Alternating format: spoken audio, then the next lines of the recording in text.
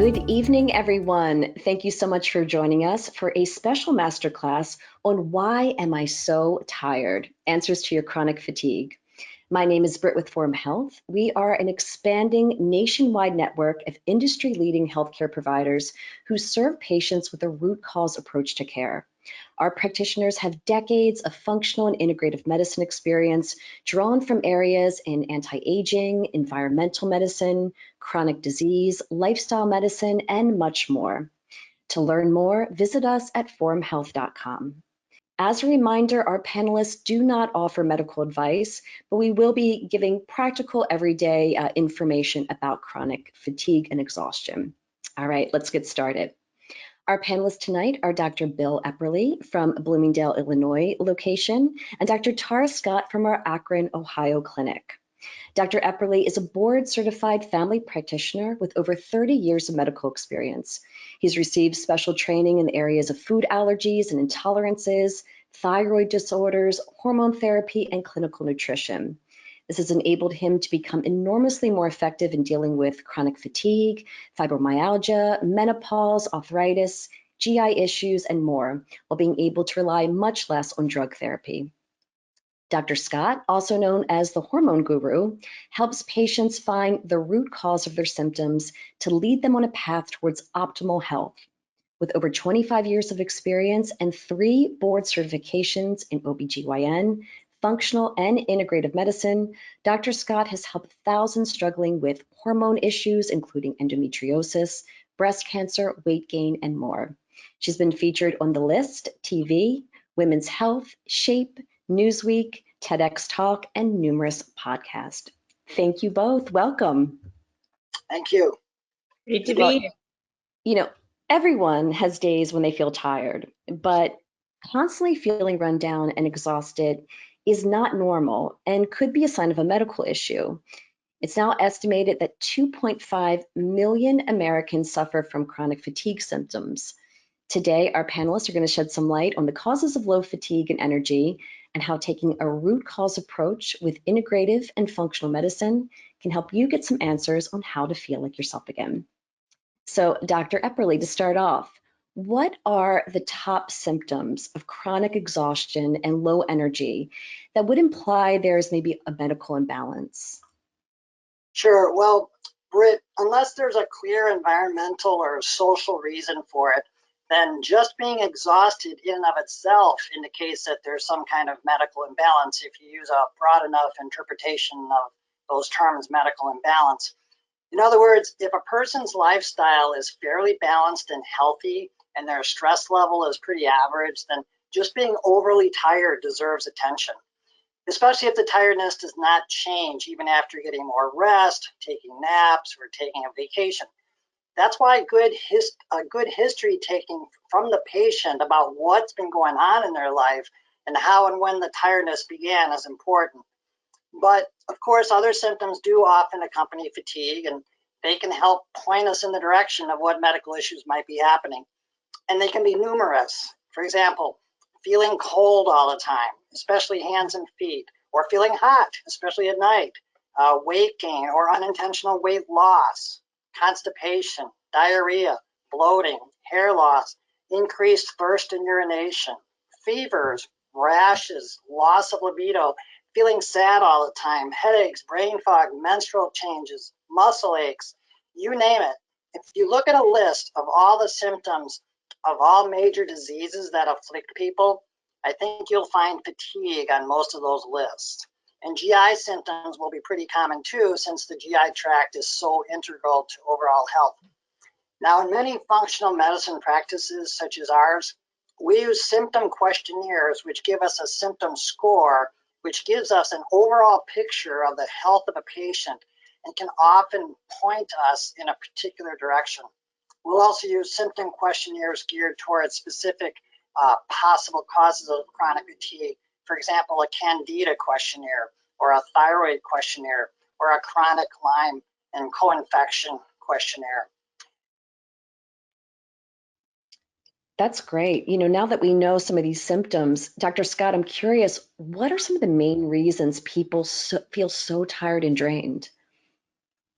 Well, as Dr. Epperly mentioned, the associated symptoms are going to help us pinpoint, but as a gynecologist, what I typically see are hormonal changes that are related to perimenopause.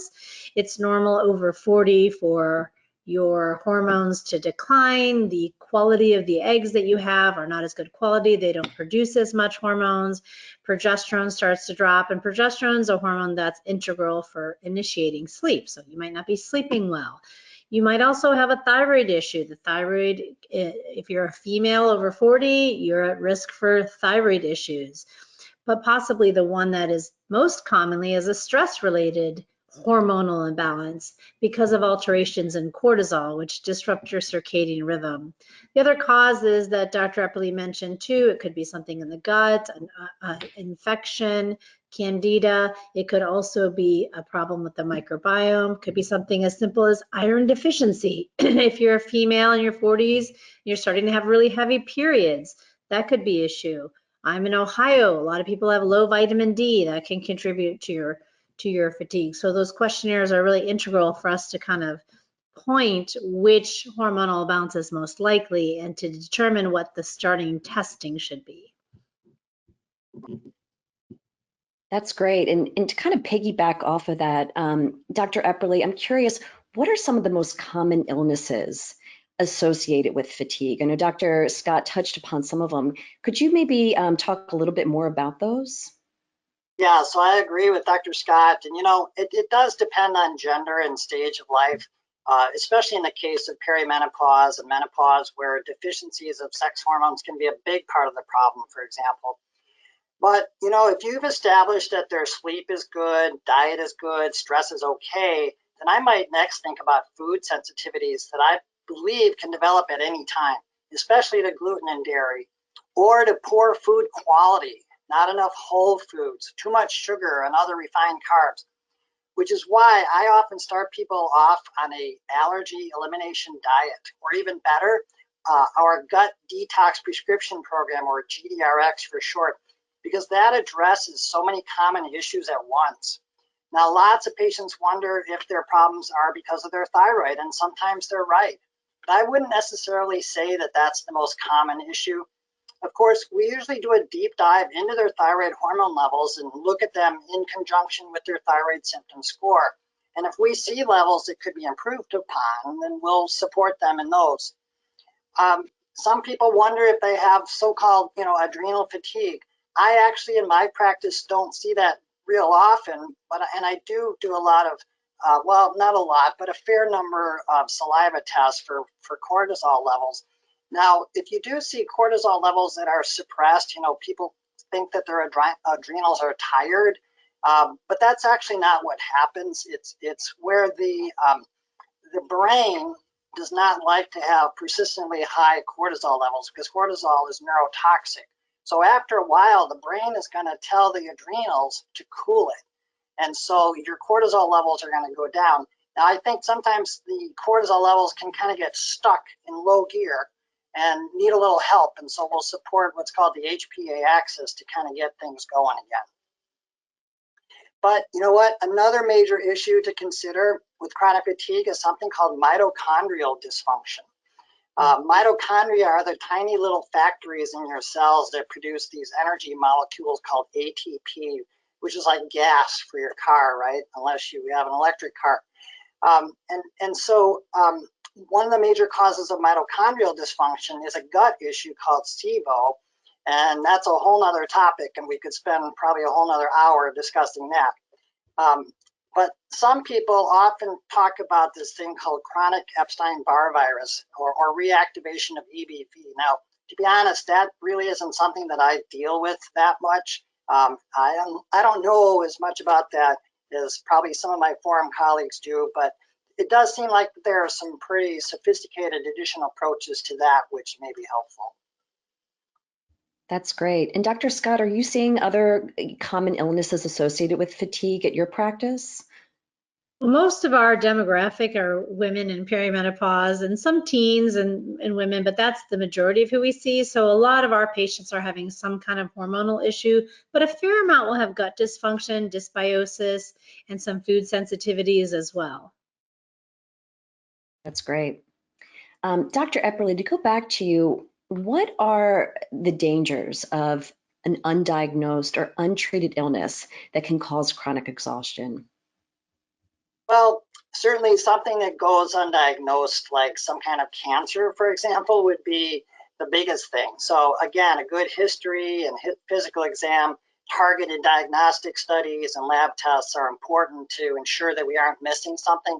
In fact, one of my attending physicians when I was a resident would often tell us that we should ask the question, what could be happening here that I cannot afford to miss? And so with that mindset, that would help us to sort of key into, important features of what's going on and point us in directions of things we want to be sure to check, because if we miss that, we're going to, we're going to be in big trouble. The patient's going to be in big trouble. So certainly you don't want to miss something like that.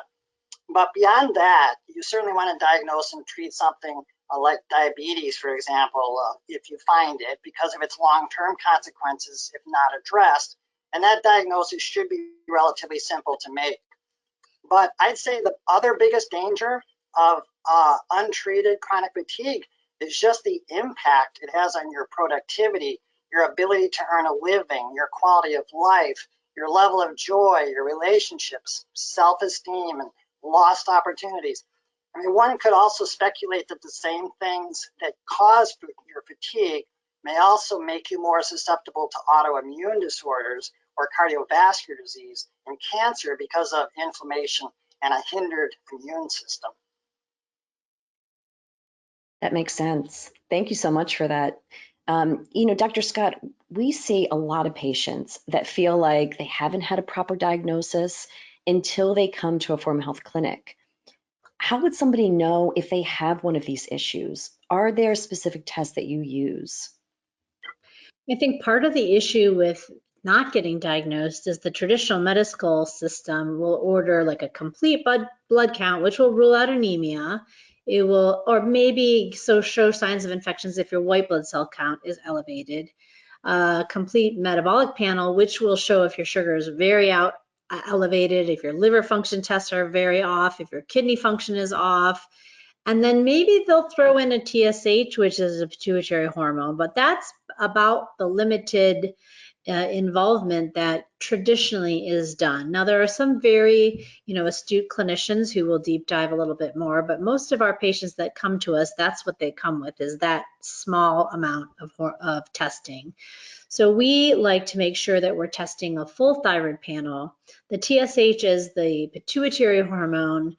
T4, free T4 is what your thyroid makes, then it has to be converted to free T3. And in the case of a woman at certain times of her life, we like to look at the free thyroid hormones because estrogen will dictate how much is bound or unbound. So getting a total hormone might not be accurate for a woman, especially in her 40s, or if she's on oral contraceptives or anything.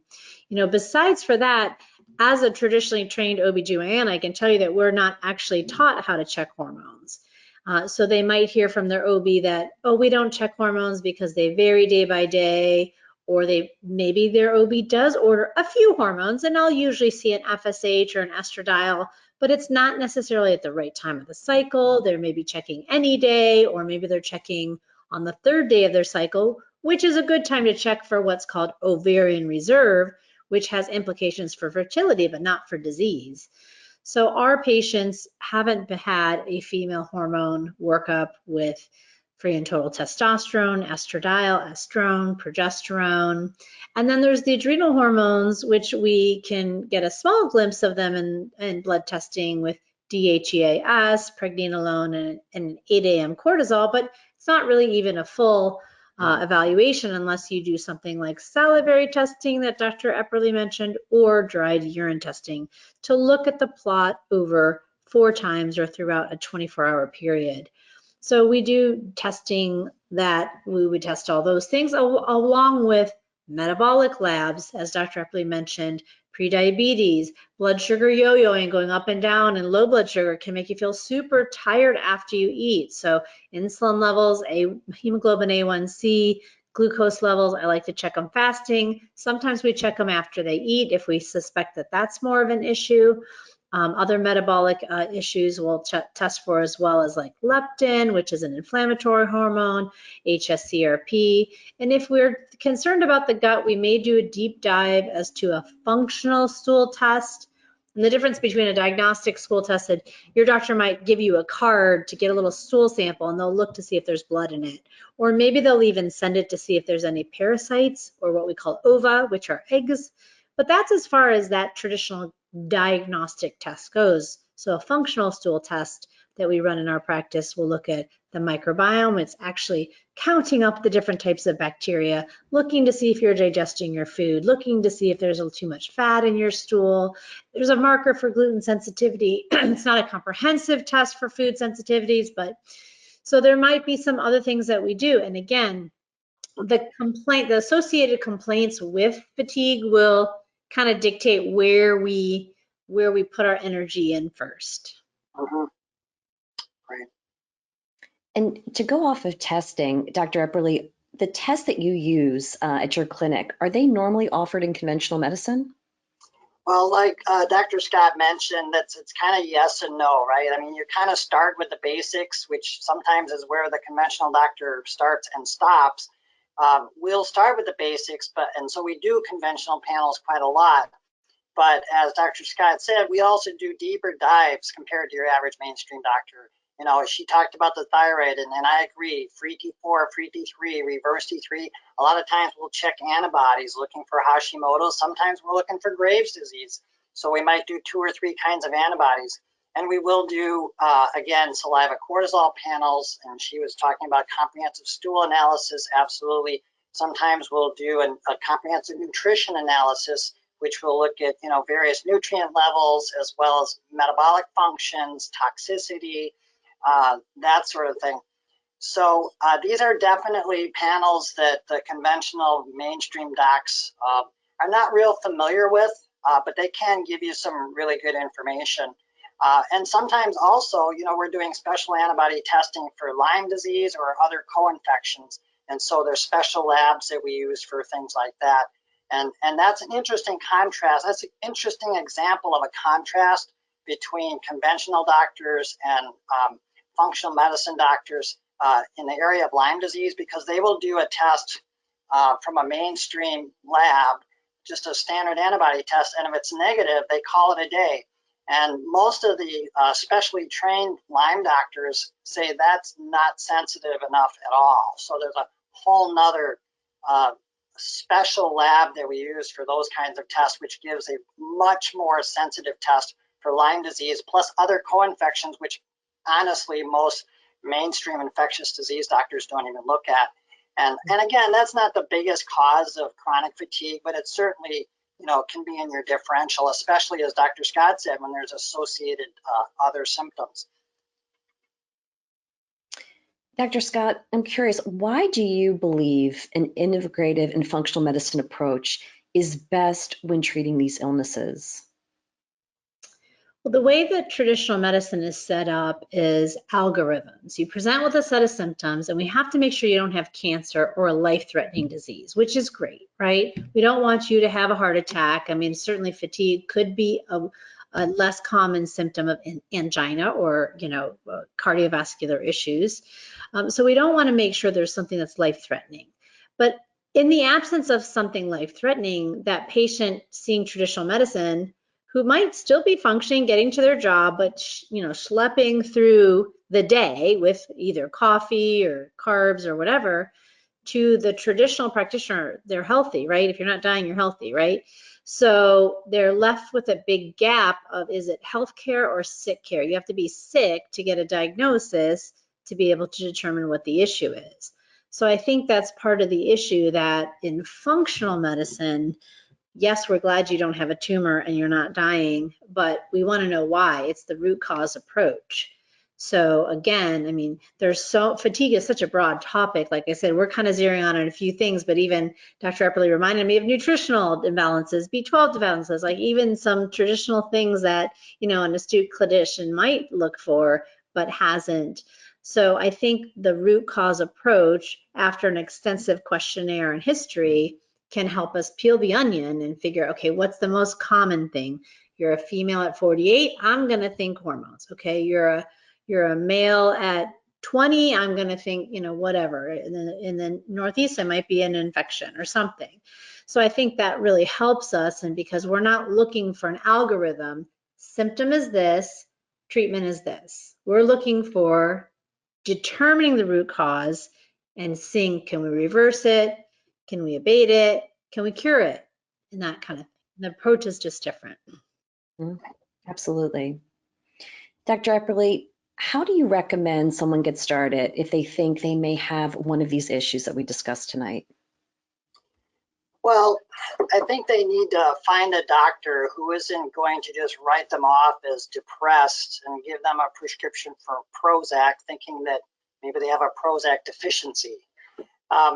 In other words, they should find a doctor who's willing to listen to them and take as deep a dive as needed to get to the root cause of their problems.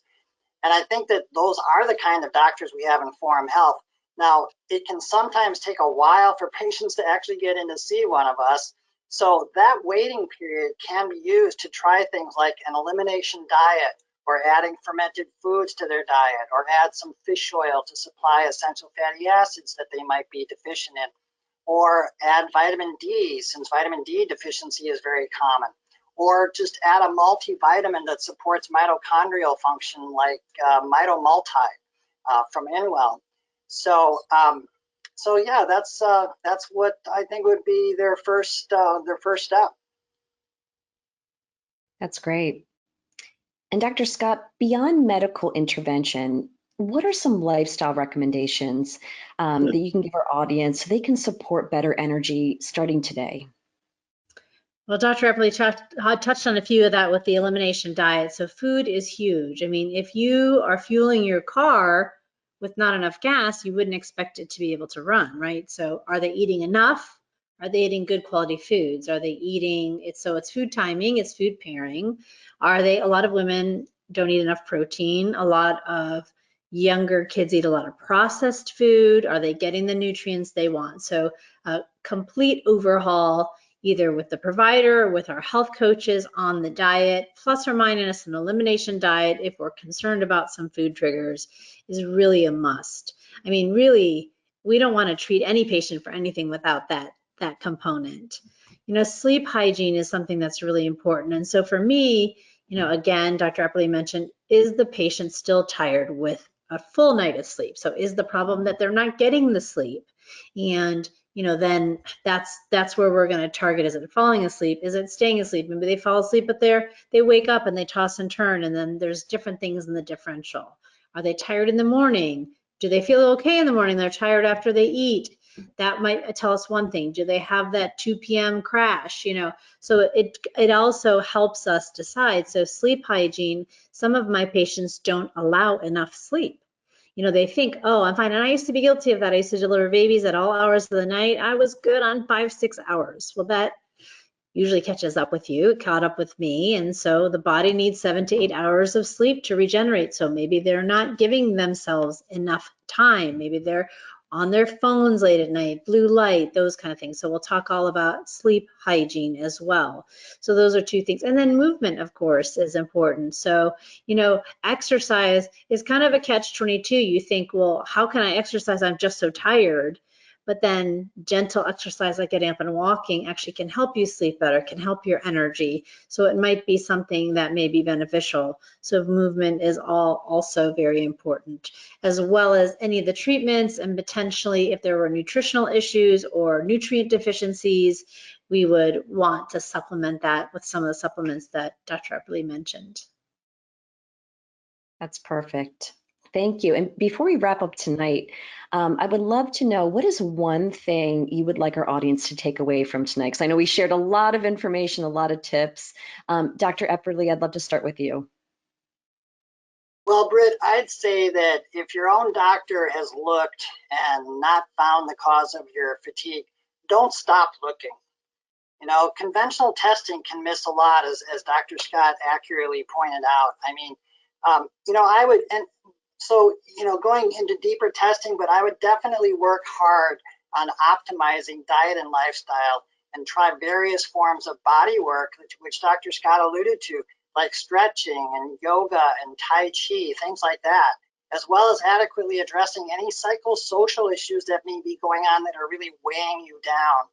One has to keep in mind that when there's a health problem, it's rarely due to just one cause, but it's rather usually from multiple causes, which is why a multimodal, or you could say holistic approach, is the way you're most likely to see positive change.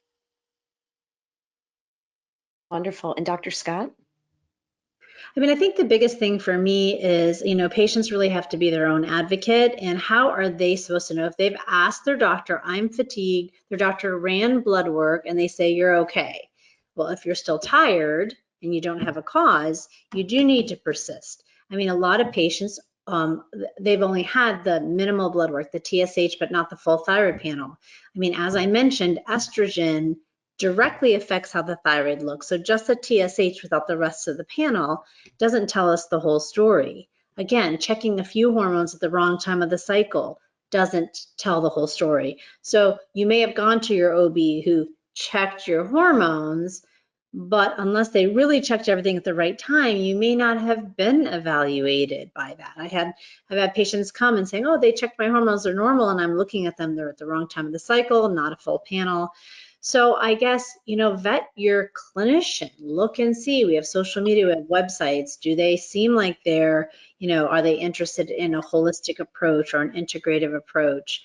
And if it's not their specialty, then going to the doctor and saying, can you check my hormones? Here's what I think you should do, would be like if I was going to an Italian restaurant saying, I really want to eat Greek food.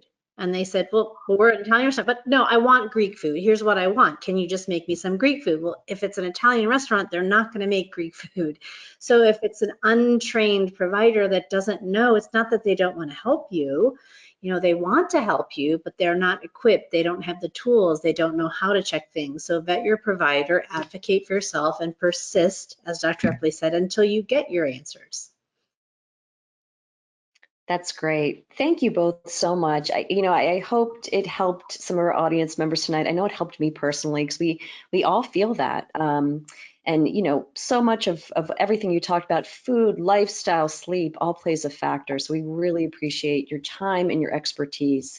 Now I'd love to open up the class to questions from our audience. We'll probably take about the next 10 to 15 minutes to answer any of your burning questions on chronic exhaustion and fatigue. So we've had a few come in already. Somebody just asked, can chronic fatigue also cause mental fatigue? I would say they can be sometimes inextricably linked, right? So I think one thing that comes to mind is that if you're chronically fatigued and you're not able to perform the way you want to, then you start to have maybe some self-esteem issues, some issues that you're underperforming, and then that starts to make you, question your abilities, your value. It starts to play games with your mind. So that would be, one way. But we need to also remember, when we're talking about chronic fatigue and energy and stuff like that, the physical body is not really separate from your mental, mental state. It's kind of the same thing, right? Even, thoughts and emotions, those are chemical reactions, just like chemical reactions everywhere in the body. So I wouldn't even call them separate things. I would kind of put them together. If I could just add to that, when I was having some problems with fatigue, I couldn't understand why could I go run 13 miles and not be tired at all that day, but I could not sit through a day of patience, being sedentary. So I don't know if maybe that's what that question was referring to. It is connected, but I kind of think of that more as a brain fatigue, a mental fatigue, and maybe it's more of an emotional thing because I had the physical energy to do things, but I could not. I was so exhausted, and it definitely is related. They were related to both, but it's interesting that some people may not feel their fatigue physically, whether it's an emotional component, an infection, a blood sugar issue, or whatever that is. It took me a while to figure that out, at least about myself. So that could be an issue as well. Absolutely. Another person wrote in, do certain medications contribute to fatigue? Yes. Absolutely, absolutely. I mean, if a patient comes in with they're on 5 different medications and they're complaining of fatigue or something, that's the first thing I do is start looking at the medications. Okay, now which one of these is likely to cause fatigue? So they'll be on a beta blocker, and then they'll be on a clonidine, or they'll be on, a variety of things, trazodone, or a whole bunch of different meds that have fatigue as a side effect. So absolutely. Diane just wrote in, Dr. Epperly, you mentioned mitochondrial dysfunction. Can you discuss this in more detail? So basically, the mitochondria, as I said, they're the energy producing parts of your cell. And in college in biochemistry, you learn the Krebs cycle, which is a very complex thing, and you have to try, you really struggle to memorize the Krebs cycle, and it was a struggle because it was so complex. And the Krebs cycle is the cycle of chemical reactions that occur in mitochondria to produce these little molecules called ATP, and then your body uses ATP, it burns it, and that creates energy. And the mitochondria, I don't know that I can really go into the technical aspects of it, but there's a variety of things that can cause mitochondrial dysfunction. And where those reactions are not working well, either because you don't have the cofactors, or there's toxic things that are kind of getting in the way, or you don't have enough raw material for it, a whole variety of things. And I did allude to this condition called SIBO, small intestinal bacterial overgrowth. And through mechanisms that are not totally understood, this can somehow cause the mitochondria in the body to just not do their job very well. And I don't think I can really go into the technical aspects of how that is, but we really do need, though, to be keeping in mind this idea of how are my mitochondria. You're like as healthy as your mitochondria are, basically. So I think we really need to try and pay a lot of attention to that. That's great. Somebody else just wrote in, can intermittent fasting actually help chronic exhaustion? I mean, I think it's really beneficial for a lot of patients. And what I have seen is somewhere along the way, it was advised to have 3 meals and 3 snacks. And so every time you eat, you're going to increase your blood sugar, and then your insulin's going to come up, then your blood sugar is going to go down. So this yo-yoing of up and down sugars, and depends on the macros of food pairing. If you're eating a lot of carbohydrates, which are quick foods, if you're someone who's very busy at work, just grabbing something, sugar is going to go up and down, and that can be a cause of fatigue. And so, especially, I remember like after lunch, I feel like I had a sleeping pill, if you had a big carb load.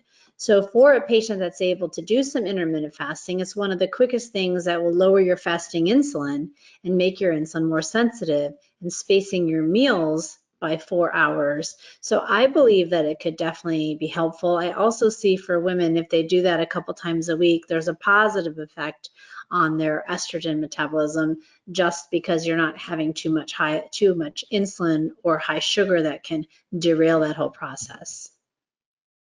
Yeah, and I would agree with that. And I think another thing about intermittent fasting, we do consider that to be an approach for reducing this thing called insulin resistance, which is just epidemic in our country because of our diets and lifestyle. And insulin resistance is where your insulin has to be higher and higher and higher to control your blood sugar, because your muscles are not responding to the signaling of insulin to let glucose come into the cells, right?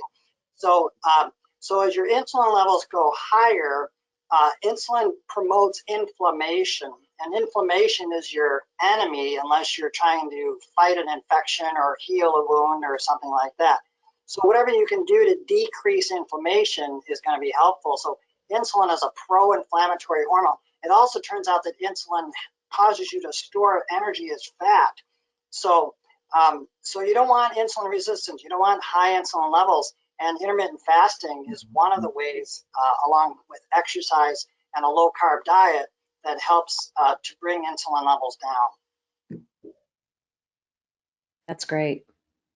Another person wrote in, if a woman is perimenopausal, do they need to be concerned with estrogen levels? Well, that's a great question. And I normally explain it to patients that, it's like your estrogen is your monthly paycheck, right? And you have a job on commission. You have no idea if it's going to be high estrogen or low estrogen. So imagine that estrogen is what you're charging on your credit card and progesterone is what you're paying off. So if there is an imbalance over time, that little bit that you don't pay off has a finance fee and it could accumulate. Even if you cut up that credit card and don't charge on that again, you could still be paying on that balance for a long time. So depending on how high the levels are, yes, I believe there could be an issue. Estrogen causes growth in the breast and the uterus, and so we want that to be equal. And also having that imbalance can cause you to be more carb sensitive. So there's a link between a lot of that and your estrogen and progesterone levels and your energy and your insulin and a lot of things. So it might matter, might not matter. Your levels might be fine, they might be imbalanced, but there could be an issue that is significant. Perfect. Somebody else wrote in, should I avoid caffeine and alcohol if I'm experiencing fatigue? Well, the caffeine thing is interesting because, most people think of caffeine as a stimulant, but things I've been hearing more recently about caffeine, and I don't know how true this is that caffeine doesn't, what caffeine actually does is it keeps you from feeling the tiredness that you would normally feel, like blocks that feeling of tiredness. It's not actually stimulating you. Now, I'm not totally sold on that because if I drink a lot of caffeine, I do get a little jittery and stuff. But with caffeine, I would say, yeah, if you're having chronic fatigue, there has to be some limitations on your caffeine. Maybe you can't get off it completely, although tapering off completely may not be a bad idea. But one of the problems with caffeine is some people are very sensitive to it, and even though it might make you feel good during the day, it can interfere with your sleep at night. So that's kind of counterproductive, right? So that would be one thing. And then the thing with alcohol is we know that alcohol is a sleep disruptor, and it's going to affect people in different ways. So to different varying degrees. But yeah, definitely if you're tired and it's really, and your sleep is not great, the alcohol probably should go. And Dr. Peter Attia just wrote a book recently. It's really a good book, I think. It's called Outlive, and he actually makes the recommendation that everybody should limit their alcohol to 1 serving per week. I believe it. So all the fun stuff. I'm just kidding. We can't have any of the fun If it's fun stuff. and you like it, don't do it. Don't do it. No, it makes a lot of sense. Another beverage question, and we get this a lot. How much water do I need to maintain good energy levels? Well, we always tell people half of their weight in ounces at the very least. Obviously, your expenditure, if it's summer and you're running, you're sweating a lot, or if you are outside, that it could be higher, and of course, if you're really sweating a lot, you want to worry about your electrolytes as well instead of just replacing water. As a start, we would say if you weigh 150 pounds, that would be 75 ounces at the minimum. We always aim for a kind of a clear urine to a pale yellow. So if it's anything more concentrated, that's another way to see. And I don't think many of us are doing that. So that's a great reminder to drink your water. Going back to the fasting question, somebody wrote in and said, is there any set of people that could potentially be harmed by fasting? Well, obviously, if you're an insulin-dependent diabetic, check with your doctor.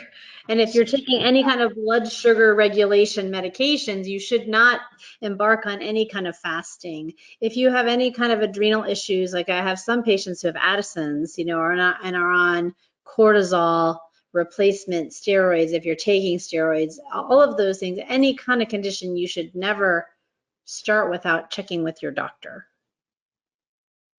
Absolutely. Now, going back to the water question, Somebody wrote in and asked, what are your thoughts on adding a small amount of very high quality sea salt to your water? I wouldn't really consider that necessary. Most of the time, I think people can get plenty of electrolytes just from their food. You know, the best rehydration solution really is water. And then the sodium and potassium, magnesium, and other things, I think, you know, you just get through your food.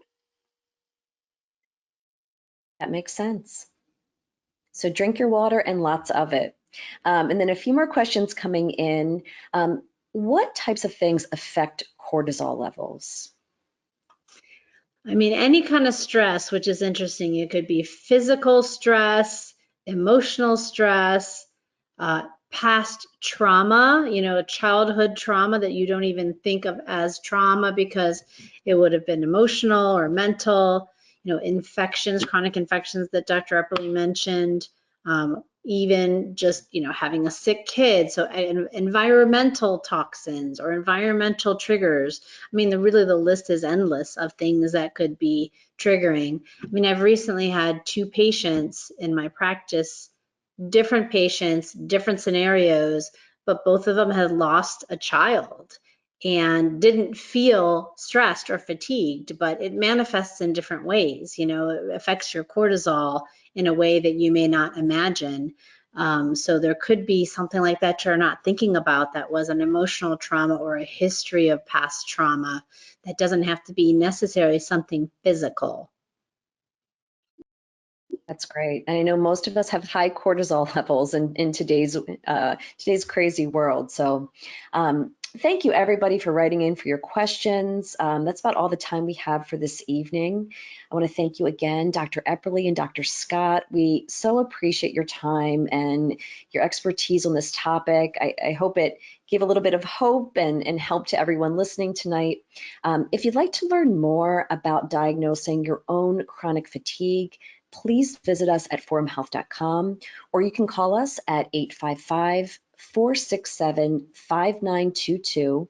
Again, that's forumhealth.com, and our number is 855-467-5922. And also make sure you're sharing this with your family and friends. Everyone struggles with fatigue and a variety of different health issues. So please make sure you pass on the webinar recording to them as well. In the meantime, connect with us on Facebook, Instagram, and YouTube. We have tons of great content on there on a variety of different health topics, which I think you'd find really interesting. So make sure you join us there. And again, thank you so much to our audience, and thank you to our panelists. We really appreciate it. You're welcome. My pleasure. Thank you. Have a great evening.